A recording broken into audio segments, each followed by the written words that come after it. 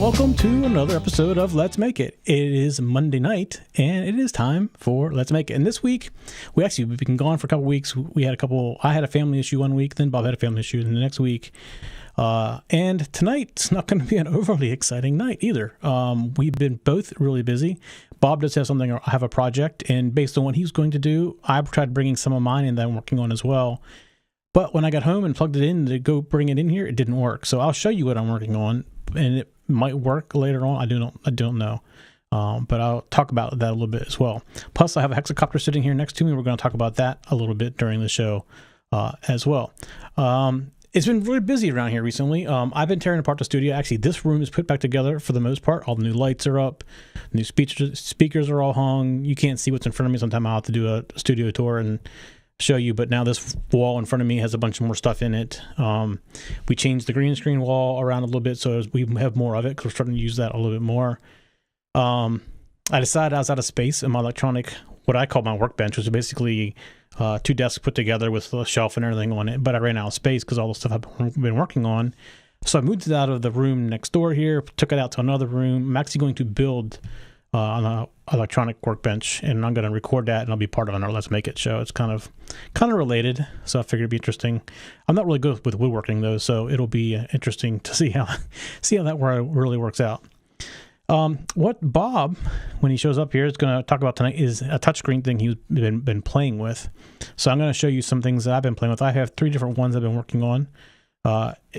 As I mentioned before, we're trying to find a better CPU. I think we've decided we're down to 2 that we like, and I've had a touchscreen working on both of them. One of them being the Riot board, which I talked about a few weeks ago. I had the touchscreen working great on it, but it was in a Unix mode. I now have put on Android, and I can't get the touchscreen to work. And I tried it this past weekend, and I haven't had time to sit down and to go back through that again. The other one is the Udoo. And I have the Udoo, actually, it's sitting here somewhere. Yeah, it's over here. I'll get to that with the Hexacopter because it's kind of underneath of there. I'll show you that. There's a touchscreen for it, and it's actually really simple. They have made a special touchscreen just for it that plugs in with one plug versus the Raspberry Pi touchscreen, which is what I was going to show you tonight, which is sitting right here, requires a bunch of extra cables and looks like a mess, but we'll go through that as well. I have a Hexacopter project. I have the one sitting here that I'm using a lot, but I have the other ones underway. I have some good video. Yesterday or last night, I actually modified the radio transmitter. So I recorded that, and now I added a segment down, and I'm going to start putting together smaller segments for the Hexacopter things, and I'll start releasing them one a week or something like that in the process as well. But I've been doing a lot more flying with this one. I've actually gone through, and I'm going to talk about that, some things I've changed since I built it originally. And there's a few things. I'm going to walk through some of the gimbal stuff that's on here as well and kind of show that as well. All right, so let's see. Well, I'm going to go ahead and start. I'm going to start on Hexacopter since Bob's not here yet, and hopefully he joins me shortly. So let me go to an overhead shot of the Hexacopter. And this is basically the equivalent of a DJI 550. In fact, you're going to see I'm using a lot of DJI equipment in this one. This one is not as much open source as the other ones that I'm building. So this is a 6-blade. It's the Hexacopter. And you told me to take the battery off. This is a 5,000 milliamp hour battery. It lasts about 12 minutes with this. As long as I don't go try doing a lot of high altitude stuff, it'll last 12 minutes. It does use a lot of battery if I go up really, really high. What you'll see here is a GPS and a compass module that has to point, that little arrow points forward all the time. That's the direction it'll go when you get forward. And then down under this plate, which I'll pick it up here and I'll show you this way, you'll see there's a lot of electronics down in here. So there is a radio receiver, there is a controller, and then over here is the on-screen display. Where is it? You can't see that. It's over here. On-screen display that comes down through a transmitter, which is on the other side. I'll turn it around here in a second. And let's see. If I bring it back up, you'll see in the back here, right back here, that's a Bluetooth module, which I just put that on, and I haven't had a chance to play with it yet, but I can pre-program a flight pattern for it to fly via Bluetooth and then get other information back via Bluetooth as well. So that's how I communicate with it, although I haven't tried that yet. As I said, I just installed it. Everything I've been doing so far has been plugging in via USB, Right here, this is, you can kind of see it. Let me turn it sideways. This way. You see that little antenna in the back? Or is it on camera? Right there. See that little white thing sticking down? That's the transmitter for the video downlink. It's a 1 watt, 5.8 gigahertz. Supposedly it's go up to 5 kilometers. Although, let me just say, I'm not quite confident enough to go that far away yet. I've gotten it pretty far away, out of my, almost out of my sight line, and still can bring it back. The on-screen display stuff's pretty amazing, actually, what it can do. And then in the back, let's see, where is it? Over here. All that is an LED on the end of the wing right there. An LED that gives you the status of it. So when you first turn it on, it blinks different patterns. And then when it gets a GPS lock and everything, it'll blink, I think it's like 12 times green. And it gives you when the battery's low and things like that. And then on the bottom, you can kind of see it. There's the camera gimbal. So this camera gimbal has 2 servos on it. And it'll automatically keep it level all the time. And then I can control the up and down part of it. And then it'll adjust the up and down as I go forward and backward. If you watch the video, sometimes you can see the landing gear on the bottom. And other times you can't. And that's because it's trying to adjust for itself in the way that it's leaning and everything. So this one's pretty much done. This landing gear is actually broken. You can't tell it. I hot glued it back together. And I actually, you can maybe see right here, it's some electrical tape holding this bottom piece. I got another one just like it, but this one works fine like that. It's very light, so this thing is not overly light in itself, but they use a lot of light parts like this. The gimbal is carbon fiber, so it's pretty light. So one thing so far is I've lost, I've lost 2 motors. There's 2, this one over here and the one right over there has been replaced. They just stopped working. For what reason, I do not know. So I just replaced the motors. I don't know if the crash did it, when I crashed it down or what, but I still have 4 of the original motors and 2 new motors. They're all the same size. They're all 1,000 kilovolts. The one thing that I did change is the speed controllers, which are on the bottom right here, which, let me see if I can turn that upside down again. They're the white things that are zip tied, like right up here's one, and those are the electronic speed controllers. And the ones I originally had were, well, they were working, but what would happen is when I arm it, all of the blades, or 2 blades would spin. The other ones wouldn't spin until I went to take off. It's a little disconcerting when you're not, all the blades aren't spinning until you're ready to give it power. So there's some tuning that needs to be done with those, and I couldn't quite get them to work right. So these are actually made by DJI for the DJI controller, so there's no tuning needed for it, and that makes me feel a lot better. The other ones I'm still going to use on the open source ones. So this one's kind of turned into a DJI, for the most part, Hexacopter. There's a few things in here that are open source, like the transmitter downlink is open source. The receivers are open source type receivers. The gimbal is not a DJI gimbal. It's an open source gimbal. But overall, it's, very DJI-like. So that's pretty much where this one is. The other ones are in middle of assembly, and I've been taking videos of those as well. They're a little more complicated to set up. I actually am amazed at how complicated. There's the one that I really like with the feature set on it. Uses really small plugs. I've never seen those kind of plugs before, and it's quite complicated to set up. There's a lot of things you got to do in an XML file and then re-upload it to get things to work, where the DJI is kind of all done through a USB interface, and you select your options. So it's definitely a learning curve for me to figure out how all that stuff works. There's another one I got to open source that's very basic, so it doesn't do a lot of the things that the other one, the nice open source one does, or the DJI. It won't do a lot of the GPS type stuff that these do. So there's some different levels of it, and I'm gonna go through that as I build up the radios and everything. I didn't bring it in. I should have brought it in. Is I kind of took a screen that's designed to go in the back of a car seat, so like in the headrest of a car, and I attached another battery, much smaller than this battery. It's a 13 or 11 volt. It's still 5,000 milliamps, but it's a lot smaller. It's like half the size of this. And I attached it to the back of the monitor with the receiver, so I have like a portable kit that I can just take the monitor out, put the battery on it, and I have my receiver. And also, I got glasses that you can wear that you can do point of view stuff, but I can't get them to work. I can't get them to work with anything. They're supposed to be able to work with iPods and any kind of video input. And no matter what video input I put into it, it does not work. So I have a support request out to them for that as well. Hopefully we can figure that out, because it'd be nice to be able to wear the glasses, because looking down at the screen all the time when it's a little hard to see, especially when it's outside and it's light outside. With the glasses have a nice cover around them so you don't get the glare of the sun. The receiver itself, the video receiver, has two outputs. So I could use the monitor and the glasses at the same time if I wanted to, or have somebody else watch. Because the on-screen display is pretty cool. It tells you how high you are, how far away from you are, what direction you're facing, what your battery level is. It gives you all this information, flight information. So it's pretty cool. All right, let's get rid of this Hexacopter. Put it down on the floor.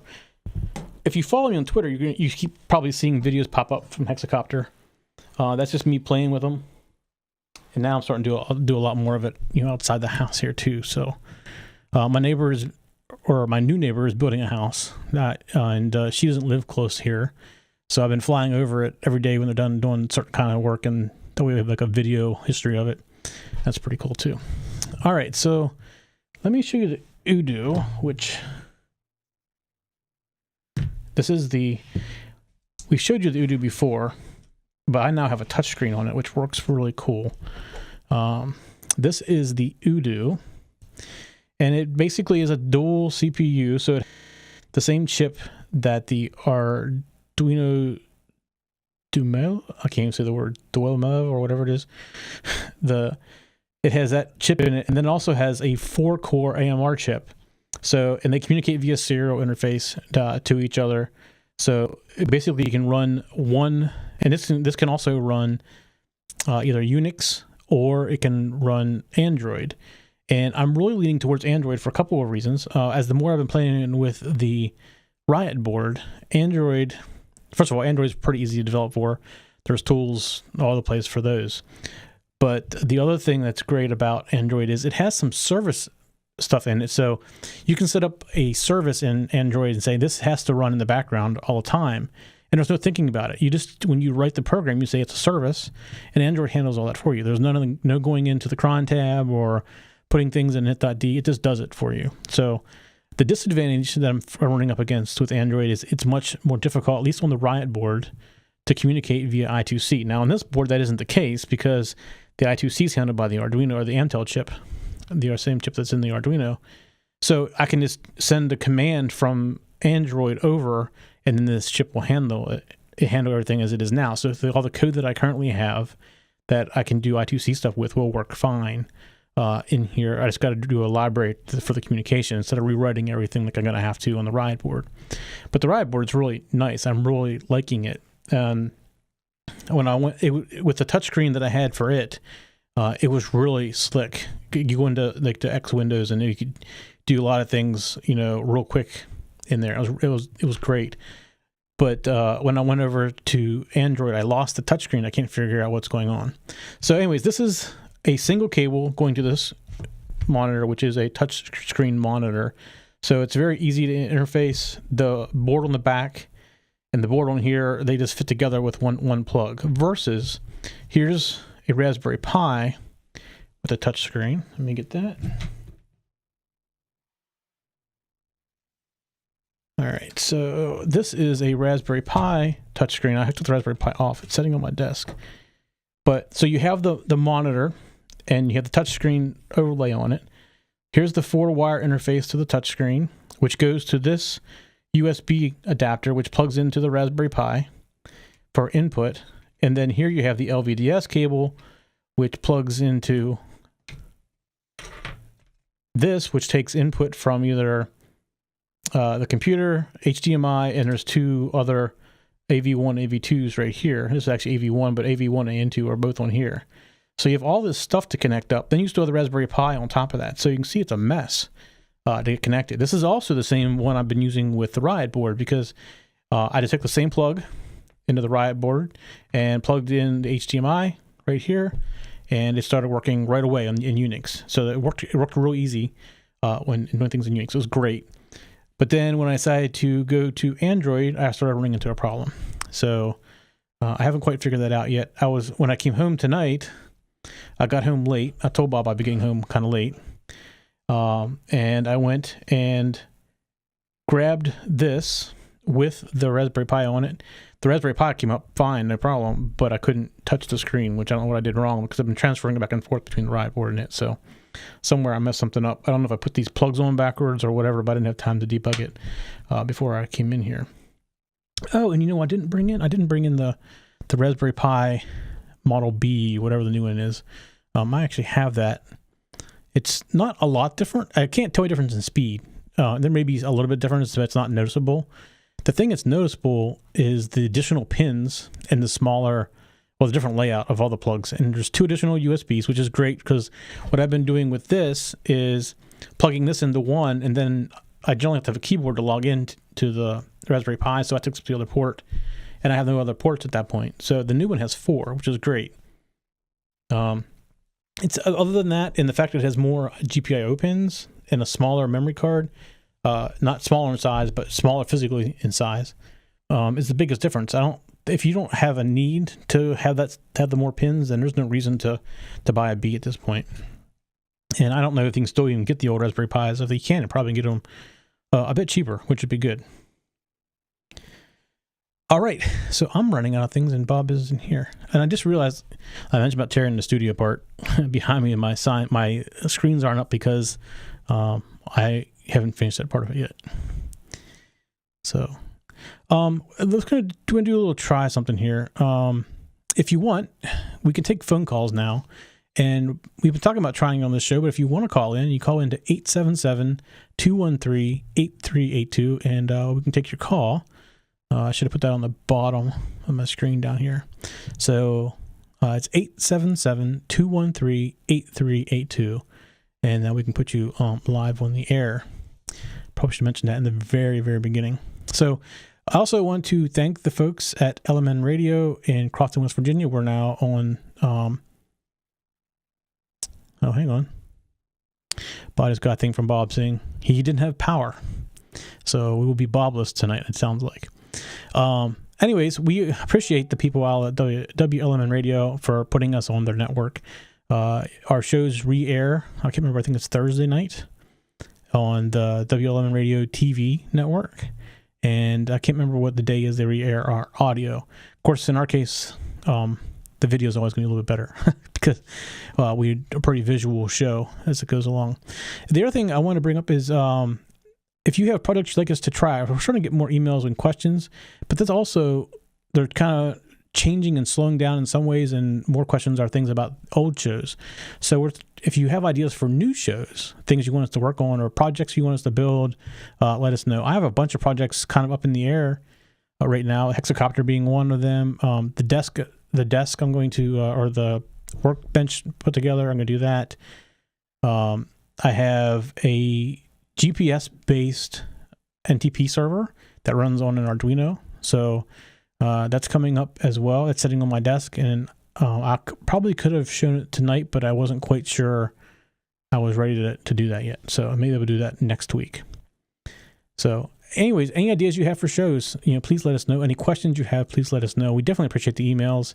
We're trying to get much better at answering them quicker. So anyways, as I was saying about before we had the slight interruption there, a few other projects I'm working on is I'm working on taking a power supply from a PC and turning it into a bench power supply. So I've developed a board, and I'm still testing it and putting it together. I hopefully have that tested this week. And then I'm going to try to put some kind of nice case around it and things like that, and make it available as well.